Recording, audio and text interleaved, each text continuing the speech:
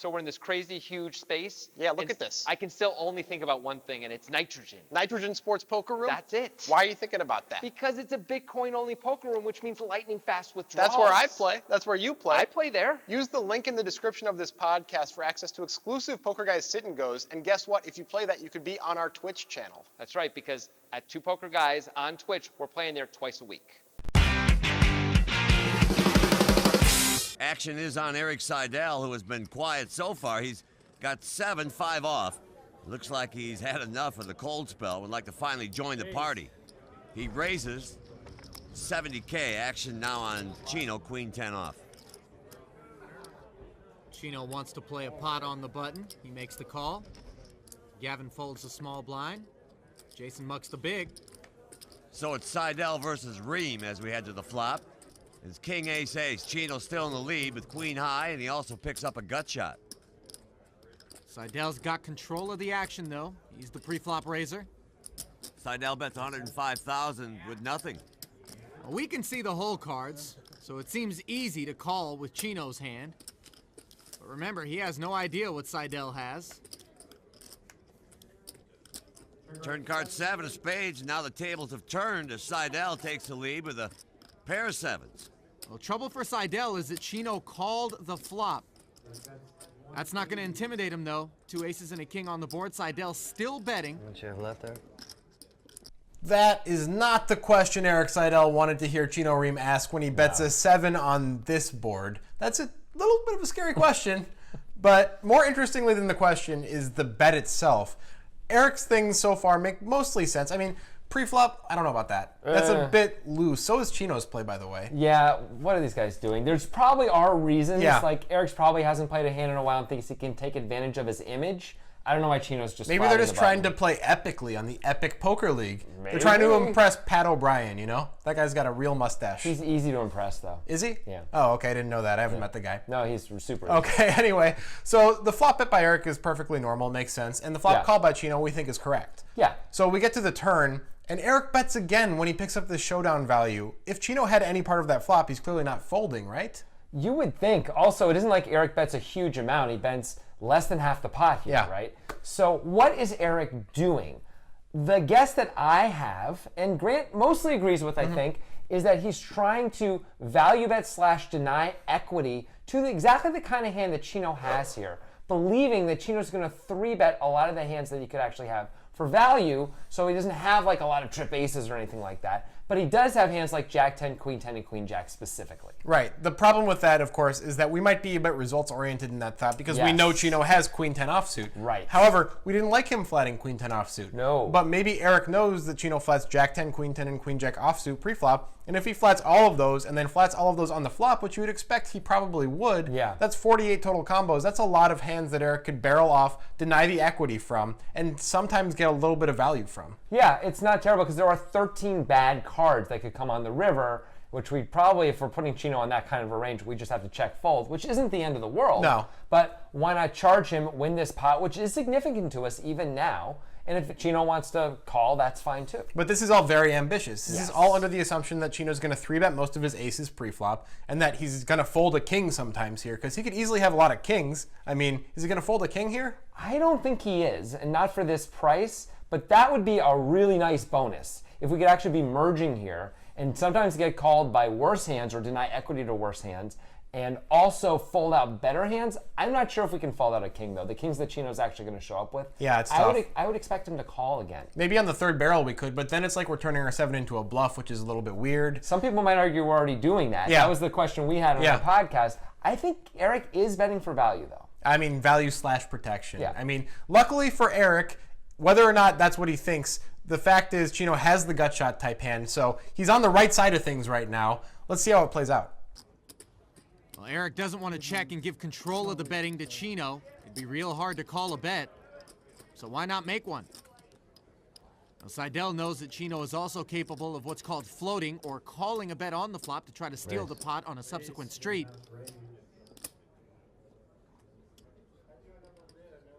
Chino raises it to 405,000, bringing the pot total to $1 million.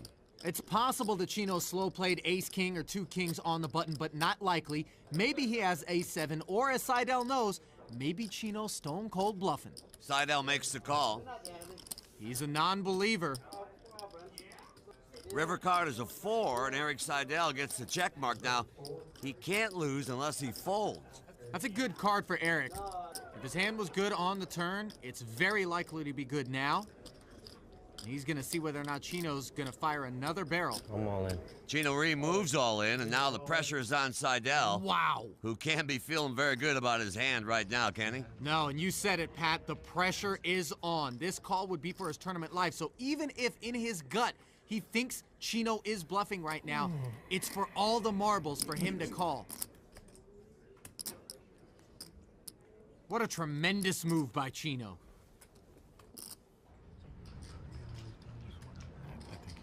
A lot of people on their feet for this one.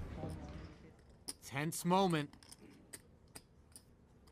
This all-in really polarizes Chino's hand range. He's either got something like a full house, a huge hand, or he's got air and is bluffing.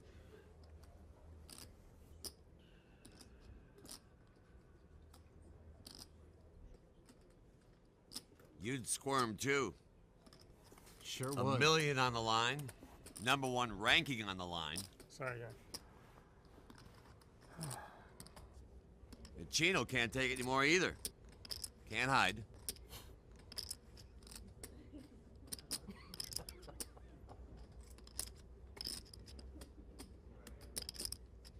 Maybe you can.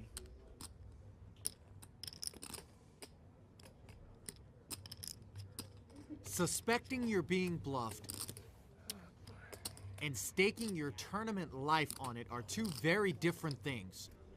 Give credit to Erik Seidel just for thinking about this, but a call would be unbelievable.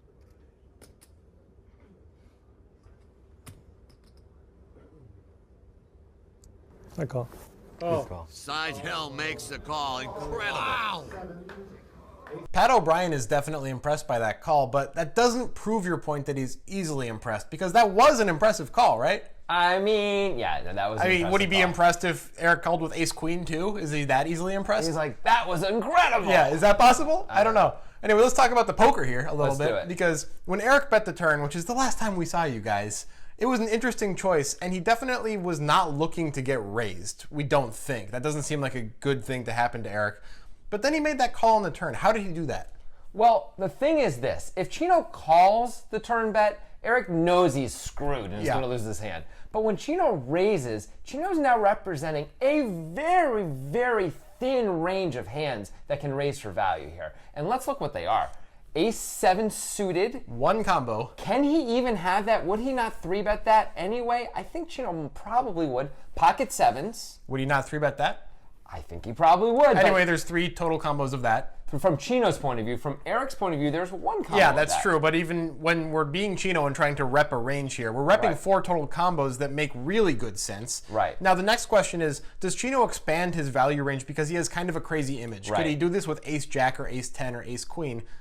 Also, he would have had to not 3-bet those pre-flop. Chino, because of his crazy image, is more likely to 3-bet all these hands pre-flop. Yeah. But also, he is probably supposed to, if he somehow has ace-jack here, probably is supposed to raise because he's got more bluffs than most people would in this spot. However, Erik is uncapped. He just went raise, bet, bet. Yes. That means raising ace-jack from a normal perspective is kind of a bad play. Yeah. It's kind of really bad. To make it good, it has to be a metagame thing, knowing that Erik knows Chino's crazy, and I don't know if Chino's really going to be doing that or not. He might be. He probably should be. I don't know if he is. If in real life Chino would raise ace-jack here, it makes this raise a lot better. It means he can rep a lot more. However, can Chino really show up with ace-jack? What aces can Chino reasonably show up with here that he wouldn't 3-bet? No bad aces, and probably not any good aces. So maybe a middling ace like ace-10 or ace-10 And then he has to choose to raise it, which seems like a disaster. So it's a bad representation. There's just not a lot here. So from Erik's point of view, Chino almost never has a strong hand, even though he's repping a strong hand.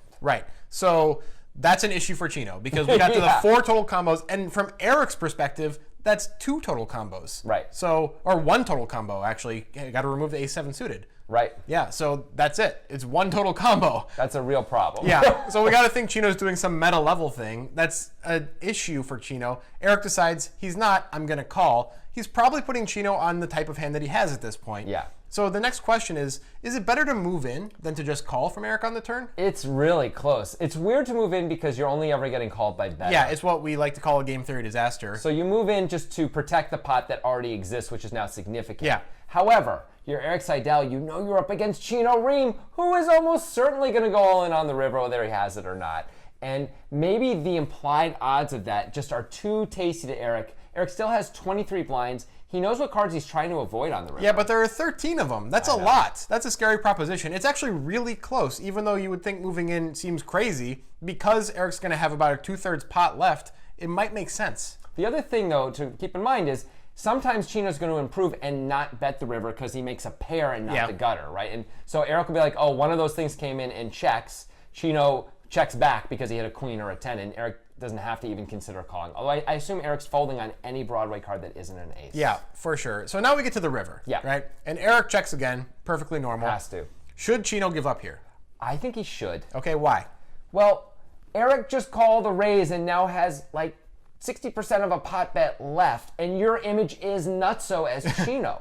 So that's a reason not to keep putting chips in. Also, let's not forget, what can we have for value, really? Very, very little things. Very small range. Unless we can somehow have weird trip aces, but still, Erik could have that beat. Yeah. So I don't know if we should do it. I think you're right, but Chino, I think, mentally committed himself on the turn, decided if Erik calls here, it's a pretty good size for me to shove the river, and it's going to be really hard for Erik to call. I think Chino is sitting there putting Erik on a king. Yeah. And is thinking, I'm just going to blow him off this king. I'm repping trip aces. What's he going to do? And Erik actually has what I like to call the Gordon Vail problem. Gordon Vail has a lot of different problems. Which one is this? Oh, it hurts. I'm kidding. Are you? I don't know. So the Gordon Vail problem is you call the turn with a strong hand, and then your opponent sets you in or makes a big bet thinking you're going to call because you only have half a pot left. Yeah, meaning your turn call indicated you're going to call the river, You're right? committed to the pot, and it's obvious, and yet they bet anyway. And so if they can see that, shouldn't they have your pretty strong hand beat most of the time? And so then, in theory, you could fold. Right, but So- there's something that outweighs that. Yes, which is Chino's range. that seems to outweigh Chino's range, Chino's image. Kui Win, same thing, right? Yeah. Kui Win's range was too strong, too wild, and his image was too wild. That's a reason for Gordon not to have folded back then, and it's a reason for Erik not to fold now. And this 4 obviously shouldn't change anything. No. So all the things that Erik was thinking on the turn, still the same on the river, except that Chino went for it. And I guess in Erik's mind, that's just not enough to make it a fold. It's still a fantastic showy call by Erik in a huge spot. This is a 20K buy-in tournament. Yeah. He's just the man. Well done. Okay, so we had a lot of opinions about that one, folks. What is your opinion? Do you like the play by Erik on the turn or not? Do you think Chino's supposed to move in on the river or not? What about the Gordon Vail problem anyway? Let us know in the comments. We're going to respond to our favorite ones right up here. There's nothing to click on. It's coming soon. Now, obviously, based on what I'm about to tell you, we thought Erik played that pretty well. Yeah. We thought it was maybe even elite. Maybe. Which is why I'm going to point you to all of our elite plays. Click right up there to check out some really awesome plays. Yeah, that is our sort of the coolest, leveling type stuff that we have, and we really think Check there's out some great that stuff. Tobias Rankenmeyer hand where he has queens. That's a fun one. That's good. Also, the Johnny Lott and Davide Katai hand is yeah. a classic. Yeah, check Gotta those watch out. that one too.